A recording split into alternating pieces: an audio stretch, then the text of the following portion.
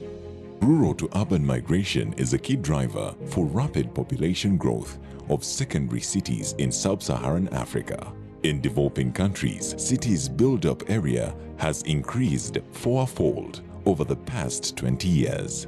Much of this urban expansion has been disorderly, lacking adequate infrastructure, and oblivious to serious environmental concerns. As part of this Cities and Migration program, the Cities Alliance supports 9 secondary cities in the Horn of Africa in addressing rapid growth through proactive participatory urban expansion planning. Urban expansion planning makes room for new residents and provides affordable space for housing, connectivity across the city, and attractive space for industries to invest and provide jobs. The program also helps city officials make realistic projections of urban land needs for future expansion beyond current city boundaries to ensure accessibility to their cities for the next 30 years of growth. In November 2020, Cities Alliance and its partners convened a regional dialogue with ministerial and city stakeholders from Ethiopia, Kenya, Somalia, and Uganda to discuss experiences,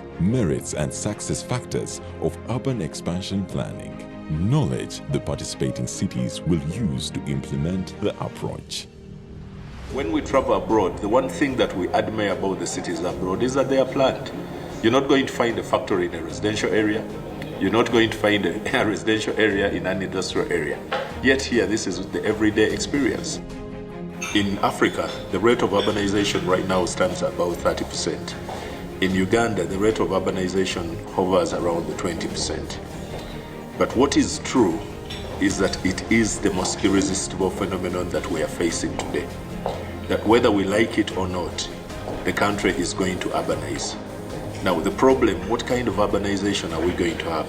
Is it going to be planned urbanization? Or is it going to be haphazard urbanizations that occurs without any guidance, without any planning, without any interventions? We will never avoid to stay with the poor people in the cities.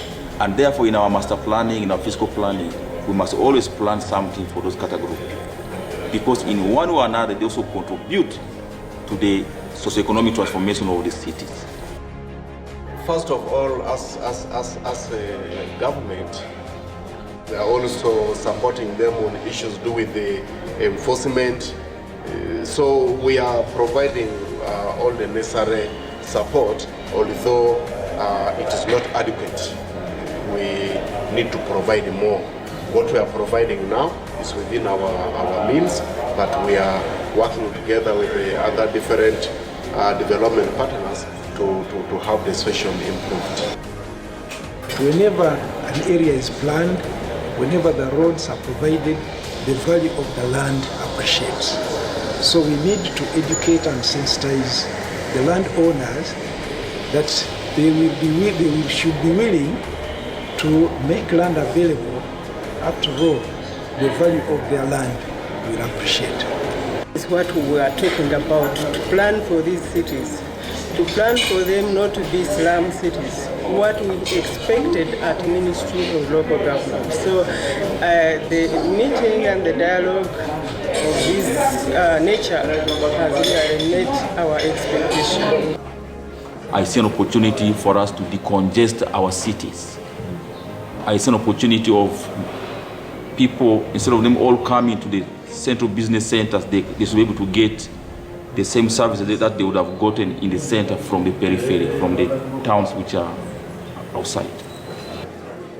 Cities that are going to be resilient and also livable.